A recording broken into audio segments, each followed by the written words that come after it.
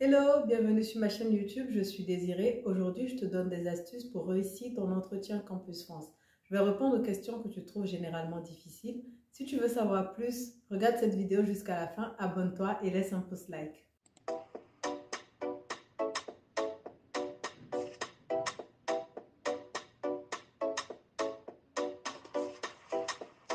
Si tu stresses pour ton entretien Campus France ou tu appréhendes, c'est tout à fait normal. Parce que l'entretien Campus France n'est pas une situation qu'on a l'habitude de vivre. Se retrouver devant une personne qu'on ne connaît pas, répondre aux questions auxquelles on ne s'attend pas forcément, n'est pas une situation agréable. Mais si tu es bien préparé, si tu fais ce qu'il faut avant, pendant l'entretien, tu trouveras que c'est beaucoup plus facile, c'est beaucoup moins difficile que ce que tu pensais. Alors, qu'est-ce que tu dois faire avant ton entretien Campus France pour être sûr de réussir ton entretien, pour être sûr de moins stresser le jour J? Avant ton entretien, mon premier conseil, c'est de préparer tous les documents, tous tes originaux et les mettre dans une enveloppe. Du coup, tu sais que tu dois partir avec tes bulletins, tous les documents originaux. Tu les mets dans une enveloppe, tu les classes dans ton sac. Tu es sûr que tout y est. Ce n'est pas le jour J que tu vas les chercher. Deuxième conseil, tu prépares une tenue professionnelle. Si tu n'as pas de tenue professionnelle ou si tu doutes de ce que tu vas mettre, porte ton uniforme scolaire, ton uniforme de ton université si tu as un uniforme. Maintenant, si ce n'est pas le cas, pour un homme, tu vas préparer un pantalon et une chemise bien repassée, bien propre. Tu la portes, tu vas à ton entretien. Pour une femme ou une fille, évite tout ce qui est collet serré, évite tout ce qui est mini-jupe et tout ce qui est extravagant. Déjà, porte une tenue sobre. Quand on dit sobre, c'est généralement des couleurs bleues, gris, noir, blanc. Voilà, des choses sobres.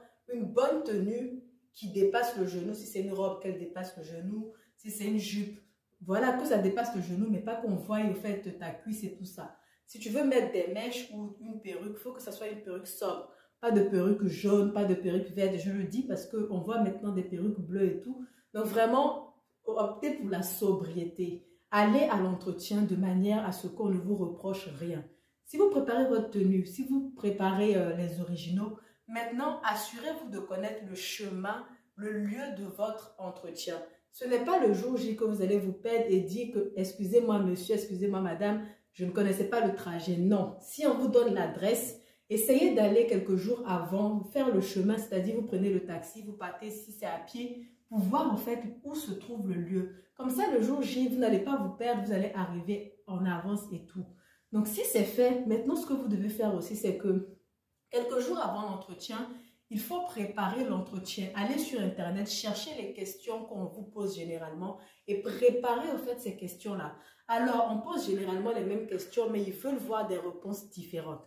Aujourd'hui, je vais vous apporter des réponses, mais ce que je vais vous apporter, plusieurs personnes verront la vidéo. Donc, ce n'est pas la peine d'apprendre des réponses sur Internet, des réponses sur des vidéos YouTube déjà faites. Faites constituer vos propres réponses. C'est-à-dire que moi, je donne une réponse, quelqu'un d'autre va donner une réponse. Essayez de coller et de faire en fait vos propres réponses. Apprenez à vous présenter en 2 minutes maximum, comme on le dit. Apprenez en fait à répondre à toutes les questions qu'on va vous poser. Le jour de l'entretien, vous vous réveillez 2 heures avant, vous vous apprêtez, vous portez votre tenue et tout. Prenez un petit déjeuner. N'allez pas le ventre vide parce que quand on est stressé et quand on a faim, ça ne passe pas ensemble. La faim et le stress ne font pas bon ménage. Donc, mangez convenablement, pas trop, mais mangez quelque chose et prenez un petit biscuit, un petit truc à grignoter sur le chemin. Le sucre, on sait que ça calme le stress. Donc vraiment, et ce jour-là, en fait, c'est plus la peine de lire les questions, ce n'est plus la peine d'essayer de répondre. Le jour J de l'entretien, on ne regarde plus les questions qu'on va se poser, on est déjà prêt dans la tête. Et on y va, au fait, pour cartonner, pour assurer à l'entretien. Donc, c'est fait, vous avez pris votre petit déjeuner, vous avez pris votre sac, vous prenez la direction du lieu où vous devez passer votre entretien, vous arrivez 15 minutes avant, lorsqu'on vous appelle, quand vous dit monsieur ou madame tel, vous pouvez me suivre. Si la personne vous tend la main pour vous dire bonjour, vous saluez, mais si on ne vous tend pas la main, ce n'est pas la peine de tendre votre main parce que ça fait pas respectueux quand c'est vous qui tendez la main en premier. Donc, laissez la personne le faire. En plus, avec la Covid, on ne salue plus dans la main généralement. Donc, vous dites bonjour, vous arrivez dans le bureau. Tant qu'on ne vous a pas demandé de vous asseoir, vous ne vous asseyez pas. Voilà. Vous attendez que la personne vous dise, veuillez prendre place. Vous tirez la chaise, vous vous asseyez. La personne va vous dire, vous êtes ici pour l'entretien, et ainsi de suite. Il va un peu présenter le décor. Et il va vous poser la première question. Et lorsqu'on vous pose la première question, vous répondez maintenant comme suit. Donc là, on va entamer les réponses aux questions qu'on pose généralement. Pour ceux qui me suivent depuis le début, vous savez que j'aime bien structurer les choses pour ne pas aller dans tous les sens. J'ai donc classé les questions qu'on vous pose généralement par groupe pour apporter les éléments de réponse. Alors, le premier groupe ou le premier bloc, je l'ai nommé « Vous et votre parcours ». Et dans ce premier groupe, la première question qu'on pose, c'est « Présentez-vous ou parlez-nous de vous ».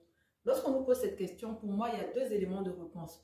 Pour un étudiant qui est à l'université et pour un élève qui est en terminale, vous n'apporterez pas la même réponse. Pour l'étudiant, on attend une réponse un peu plus élaborée, alors que pour celui qui est en terminale, on est un peu plus, j'ai envie de dire, indulgent avec lui. Alors, pour celui qui est en terminale, il va se présenter comme suit. Bonjour, je suis Désiré Kouassi, je suis élève au lycée Mamie Fétel de Nagerville, en terminale D, j'ai 18 ans. J'aimerais devenir ingénieur télécom. Voilà pourquoi j'ai candidaté en première année de télécom dans 3 universités françaises, dont celle de CSJ, celle de Toulouse, celle de Lyon. C'est ce qui m'amène aujourd'hui devant vous pour cet entretien. Alors, un étudiant va répondre de cette manière. Bonjour madame, bonjour monsieur, je vous remercie pour l'entretien que vous m'accordez aujourd'hui. Je suis monsieur Bertrand François, j'ai 22 ans, étudiant en 3e année d'économie à l'université d'Abidjan. J'aimerais plus tard ouvrir mon propre cabinet d'expertise comptable. Voilà pourquoi j'ai opté pour des masters en comptabilité en France. Ayant fait plusieurs stages et ayant plusieurs expériences dans le domaine, je suis persuadée que c'est ce qui me fait vibrer. Je suis persuadée que c'est ce que je dois faire plus tard. Voilà pourquoi je suis ici aujourd'hui pour passer l'entretien dans le but d'obtenir des admissions dans des universités françaises. Point. Après la présentation, la question qu'on vous pose généralement, c'est pourquoi vous avez choisi l'enseignement supérieur français? Alors, vous allez répondre que l'enseignement supérieur français est l'une des plus réputées au monde. Et dans votre pays, les diplômes français sont reconnus, les diplômes français sont appréciés. Et vous, au fait, vous voulez être formé dans les meilleures universités pour être sûr de réaliser votre projet professionnel. Et aussi, vous savez que le gouvernement français investit vraiment beaucoup de moyens pour la réussite de ses étudiants. C'est quelque chose qui vous fortifie, c'est quelque chose qui vous booste au fait à vouloir faire partie des étudiants français.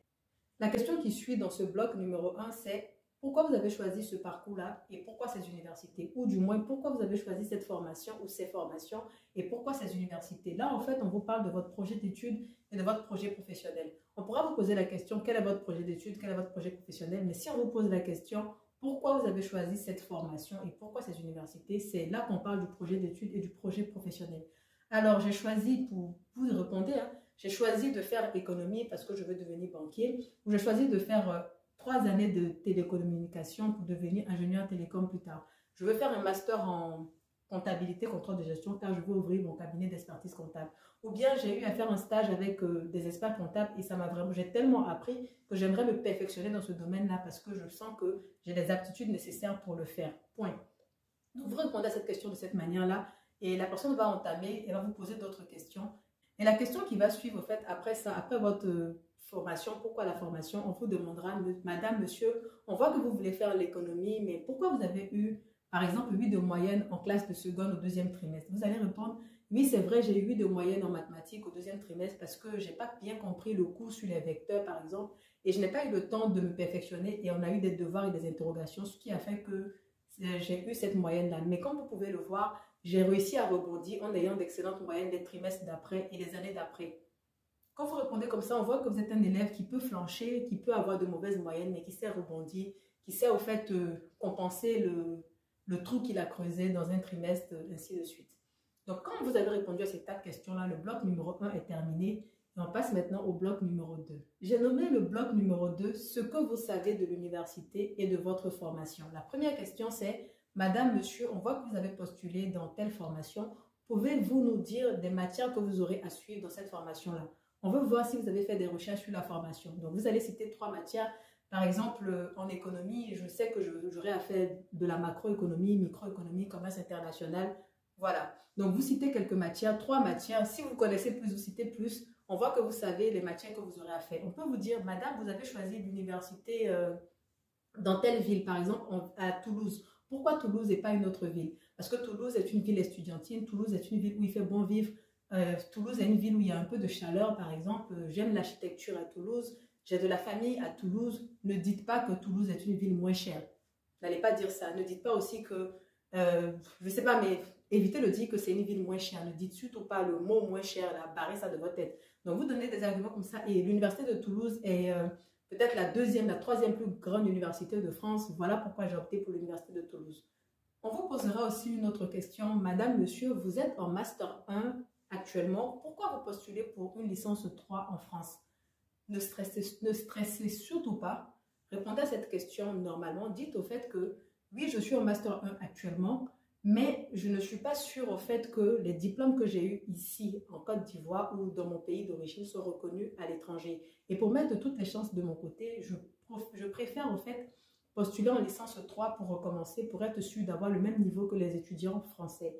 Aussi, vous pouvez dire que j'ai opté pour une licence 3 parce qu'il y a certaines matières que on fait déjà dans la formation en France que moi, je n'ai pas encore vu ici en Côte d'Ivoire. Voilà pourquoi je préfère me mettre au fait au niveau des étudiants français pour ne pas passer une étape et arriver au master et ne pas avoir le niveau qu'il faut pour obtenir mon master. Dans le bloc numéro 3, c'est là qu'il y a le plus de questions et j'ai nommé ce bloc-là « Ce que vous savez de la France et vos finances ». Je répète, ce que vous savez de la France et vos finances. Donc, on va vous poser la question, que savez-vous de la France? Première question. Je sais que la France est une puissance économique mondiale. Le président de la France est M. Emmanuel Macron. C'est comme ci, c'est comme ça. Vous parlez de la monnaie française, de la devise française. Vous parlez de l'actualité en France. Ce que vous savez de la France dernièrement. Donc, regardez un peu le journal la veille de votre entretien pour avoir 2-3 informations sur la France. Et c'est tout.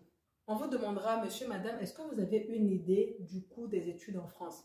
Est-ce que vous savez combien ça coûte de venir étudier en France? Vous allez dire oui. Je me suis renseignée sur Internet et j'ai vu que pour une licence, c'est de 2 770 € et pour un master, c'est de 3 770 €. Et il faut ajouter les frais de CEVEC qui s'élèvent à 92 € l'année. CEVEC, c'est contribution vie estudiantine et le C, c'est collectif, je crois. Je vais faire une recherche pour voir la vraie définition. Donc voilà, vous répondez comme ça et on vous demandera derrière qui financera vos études une fois en France. Vous allez répondre, ce sont mes parents, ce sont mes frères, ainsi de suite, qui me prendront en charge financièrement. On vous demandera également, à votre avis, combien faut-il pour vivre en France pendant un mois? Vous allez répondre, avec ce que je sais et ce que j'ai vu sur Internet, il faut 615 € pour vivre le mois. 615 €, c'est compris le loyer, les transports, les frais d'électricité, toutes les charges mensuelles qu'il peut avoir. Après, ça dépend de la ville. Dans les grandes villes, il faudra peut-être un peu plus, voire 700 à 800 €. Après avoir répondu comme ça, on va vous poser la question que moi j'appelle question piège, c'est est-ce que vous savez qu'il est possible de travailler en France en plus de ses études? Est-ce que vous avez prévu de faire un petit job en plus de vos études? Vous allez répondre, comme vous le dites, je sais qu'il y a la possibilité d'alterner entre les cours et le travail. Mais mes parents souhaitent que je me concentre entièrement sur mes études. Du coup, je ne travaillerai pas pendant mon parcours scolaire, j'irai à l'école et mes parents prendront soin de moi financièrement. Ne dites jamais que vous venez en France pour travailler, pour faire des petits jobs. Même si vous allez le faire à l'entretien, montrez que vos parents ont les moyens de vous prendre en charge. Une fois qu'on a fini avec le bloc finance, on passe au bloc 4 qui est le bloc que j'ai appelé vos capacités. Ils vont vous demander, madame, monsieur, quelles sont vos forces et vos faiblesses? On commence par répondre par les faiblesses. Vous allez dire, mes faiblesses, c'est que je suis émotive, je fais confiance rapidement, je suis un peu naïve, par exemple. Et quelles sont mes forces? C'est que je suis rigoureux, je suis travailleur, j'ai une facilité à m'adapter à l'environnement dans lequel on me met, je sais travailler en équipe. Donc, 3 forces, 3 faiblesses. C'est bon. La question qui suit, c'est que feriez-vous si vous n'êtes pas accepté? Vous allez dire, je serais bien évidemment déçu si je ne suis pas accepté, mais je vais essayer de voir au fait pourquoi je n'ai pas été accepté et de rebondir l'année prochaine. Je continuerai cette année dans cette université et l'année prochaine, je ferai le nécessaire pour avoir une admission. Je vais rectifier ce qui n'a pas marché cette année et je retenterai ma chance l'an prochain pour voir si je suis acceptée ou non. On vous demandera, madame, monsieur, pensez-vous avoir des difficultés à vous insérer dans la vie française, à vous insérer en France? Vous allez répondre non. Étant donné que le français est ma langue maternelle, je ne pense pas avoir des difficultés à m'insérer en France. J'ai de la famille qui vit là-bas. Ils m'aideront à connaître les lieux, ils m'aideront à m'intégrer facilement. Et en plus de ça, la France est un pays chaleureux, est un pays qui accueille facilement et les étrangers se sentent comme chez eux. Donc, je ne pense pas que j'aurai des difficultés à m'intégrer en France. Et la dernière question pour finir les capacités, ils vont vous demander, pensez-vous que vous réussirez vos études en France? Vous allez répondre oui, j'ai des frères et sœurs qui étudient en France qui ont parfaitement réussi. Je ne vois pas pourquoi moi je ne pourrais pas réussir. Étant donné les moyens mis à la disposition des étudiants et vu ma motivation, je pense que j'étudierai comme il se doit. Je ferai les recherches, je ferai ce qu'il faut pour réussir mon parcours en France. Et on finit avec le bloc numéro 5 que j'ai appelé le bloc acceptation, au cas où on vous accepte. Donc on va vous demander, une fois arrivé en France, qu'est-ce que vous allez faire? vous allez répondre, je compte arriver en France 2 semaines avant le début des cours pour faire tout ce qui est démarches administratives, pour ma vignette, pour mon titre de séjour, pour tout ce qui est assurance maladie, transport, pour connaître aussi le trajet entre la maison et l'école, acheter mes fournitures et tout. Donc, voici ce que je ferai une fois arrivé en France. Je ferai aussi le nécessaire pour être bien installé là où je vais vivre, ainsi de suite. On va vous demander comment allez-vous être logé. Donc, soit vous allez vivre chez quelqu'un, vous allez dire, j'ai mon frère qui va m'héberger pendant toute la durée de mes études, ou je vais louer un appartement, un studio dans une cité universitaire ou chez un particulier, ou je vivrai en colocation. En tout cas, vous avez votre réponse. Et la dernière question pour clôturer cet entretien, c'est que feriez-vous après vos études? Là, on veut savoir si vous allez rester en France ou si vous allez rentrer au pays. Vous répondez sincèrement, tout dépendra des opportunités. J'ai à cœur de rentrer au pays pour travailler, pour ouvrir mon cabinet d'expertise ou pour faire ceci, cela. Mais si une opportunité se présente pour moi en France et que j'ai l'opportunité de travailler là, ici ou là-bas, je le ferai et le temps nous dira. Point. Vous avez répondu comme ça. On va vous dire merci madame, merci monsieur pour l'entretien. Vous allez répondre merci à vous pour le temps que vous m'avez accordé. Vous vous levez, vous partez, voilà, vous dites au revoir. Alors, l'entretien est terminé. Si vous avez répondu comme il se doit, il n'y a pas de stress à avoir. La personne va remonter tout ce que vos réponses à l'université et l'université va en tenir compte au fait pour vous accepter ou vous refuser. Voilà. J'espère que vous avez apprécié cette vidéo. Merci de vous abonner. Merci de laisser des pouces like et mettez des commentaires si vous avez des questions. S'il y a une question à laquelle je n'ai pas répondu, dites-moi en commentaire. Je vais répondre. Je ferai une partie 2 de cette vidéo-là. Voilà, je vous souhaite de réussir votre procédure Campus France. On se dit à bientôt pour une autre vidéo.